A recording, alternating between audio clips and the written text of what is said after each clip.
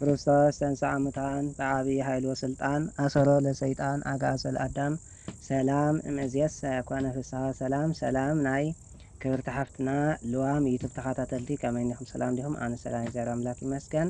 ናይ ክብርቲ ሓፍትና ዘማሪት ልዋም ቤተሰብ ዘይኮንኩም ቤተሰብኩም ሳብስክራይብ ሸር እናገበርኩም ኣታብዕዋ ዝኾንኩም ደሞ ሸር ላይክ እናገበርኩም ኣታብዕዋ።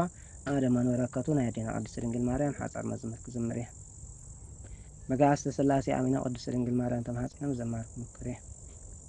ማርያም ኣደ ጐይታይ ትምክሕቲ ቅድሳን ዘይተሐፍር ጸግዒ ናይ ጸሎቶም ልሳን እንኳ ደይኮነት ኢለ ተዘመርኩ ምኽንያት ኣለኒ እዝን ተመስከርኩ። ማርያም ኣደ ጐይታይ ትምክሕቲ ቅድሳን ዘይተሐፍር ጸግዒ ናይ ጸሎቶም ልሳን እንኳ ደይኮነት ኢለ ተዘመርኩ ምኽንያት ኣለኒ እዝን ተመስከርኩ።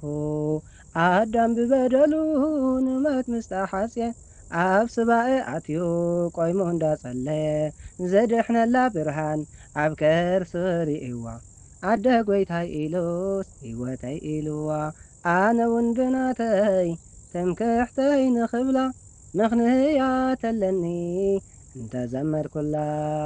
ማርያም ኣደ ጐይታይ ትምክሕቲ ቅድሳን ዘይተሐፍር ጸግዒ ናይ ጸሎቶም ልሳን እንኳ ደይኮነት ኢለ ተዘመርኩ ምኽንያት ኣለኒ በዝን ተመስከርኩ። ካብ ዘይምሕር ኣሂ ዋሕስ ህልውናይ ቀንጣጢት መዓተይ ዛቐስተ ደመናይ ኣምሳል መርከብ ድሕነት ኖህ ዝተረፈላ ዕቑባ ነፍሰይ እንድያ ሰላም ዝረኽበላ። ንሳያ ጠበቓይ እናበልኩ ክምስክር ምኽንያት ኣለኒ ንስማ ዝዝክር። ማርያም ኣደ ጐይታይ ትምክሕቲ ቅድሳን ዘይተሐፍር ጸግዒ ናይ ጸሎቶም ልሳን እንኳ ደይኮነት ኢለ ተዘመርኩ ምኽንያት ኣለኒ በዝን ተመስከርኩ።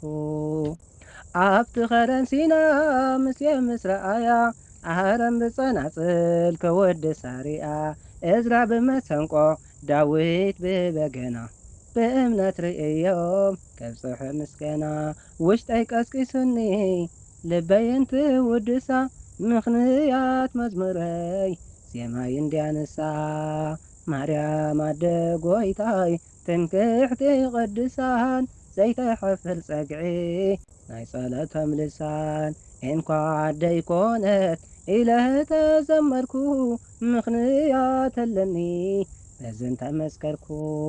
መልአከ ብስራት ብጽእቲ ምስ በላ ኤልሳቤጥ ሰጊዳ ኣደ ጐይታይ ኢላ።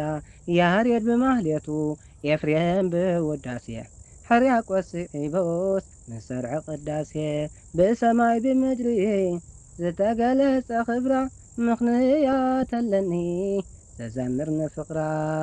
ማርያም ኣደ ጐይታይ ትምክሕቲ ቅድሳን ዘይተሐፍር ጸግዒ ናይ ጸሎቶም ልሳን እንኳ ደይኮነት ኢለ ተዘመርኩ ምኽንያት ኣለኒ በዝን ተመስከርኩ። ኣሜን። ስለ ቅዱስ ቃሉ ልል እግዚአብሔር አምላክ ስሙ ዝኸበረን ተመስገነን ይኹን። ወስብሐት ለእግዚአብሔር።